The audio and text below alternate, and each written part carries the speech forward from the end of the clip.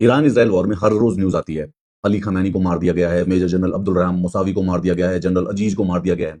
पर हम समझे कैसे आखिर इसमें से किस आदमी की कितनी इंपॉर्टेंस है और क्या ग्रेविटी है? मैं आपको ये सारे के सारे इंडियन कॉन्टेक्स्ट में समझाता हूं। वॉर स्टार्ट हुई थी, वो फर्स्ट स्ट्राइक अली खमैनी के ऊपर की गई थी, जो कि सुप्रीम लीडर ऑफ ईरान है। नाउ सुप्रीम लीडर जैसी पोजीशन इंडिया में एग्जिस्ट नहीं करती है, लेकिन अगर जो सबसे क्लोजेस्ट एनालॉगस है वो होगा Narendra Modi ji, prime minister. Supreme leader एक प्रकार से प्राइम मिनिस्टर प्लस प्रेसिडेंट, दोनों पोजीशन एक ही आदमी के पास थी। तो अगर इंडिया के प्राइम मिनिस्टर और प्रेसिडेंट दोनों को इकट्ठे असैसिनेट कर दिया जाए, वो हुआ ईरान के साथ। यानी कि ईरान के जो मोदी जी थे और मुर्मू जी थे, वो एक ही स्ट्राइक में असैसिनेट कर दिए गए अली खमैनी। सेकंड, उसके बाद major general Abdul Rahman Musavi, ये आदमी वहां का chief of general staff of Iranian arm forces है। अगर भारत के कॉन्टेक्स्ट में देखें तो ये पोजीशन जनरल अनिल चौहान, जो कि चीफ ऑफ डिफेंस स्टाफ है। तो अब्दुल रहीम मुसावी को किल करने का मतलब हो गया कि इंडिया की आर्मी के डिफेंस स्टाफ को मार दिया गया।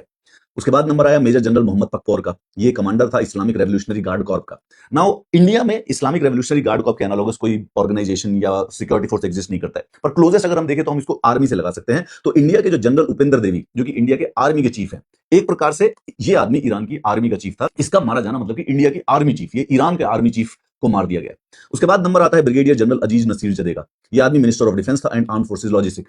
मतलब कि आप समझिए कि भारत के कॉन्टेक्स्ट में कोई आदमी राजनाथ सिंह, जो कि हमारे मिनिस्टर ऑफ डिफेंस है, उसको असैसिनेट कर दे, तो ईरान के साथ ये हुआ है। इसके मरने का मतलब है कि ईरान का जो राजनाथ सिंह है उसका असैसिनेशन कर दिया गया। Then comes the rear admiral Ali Shamkhani, ये था secretary of the Iranian defence council. एक प्रकार से ये ईरान का अजीत डोभाल था। Then comes the brigadier general Hossein Jabal Amelian, ये चेयरमैन था organisation of defence innovation and research. एक प्रकार से जैसे इंडिया में DRDO, defence research development organisation है, जिनके चेयरमैन है समीर कमत। समीर कमत का assassination. Then comes the Ismail खतीब, ये मिनिस्टर ऑफ इंटेलिजेंस था। नाउ इंडिया में कोई मिनिस्टर ऑफ इंटेलिजेंस अलग से एग्जिस्ट नहीं करता, लेकिन जो इंटेलिजेंस वाली सारी ऑर्गेनाइजेशन है वो आती है होम मिनिस्ट्री के अंदर।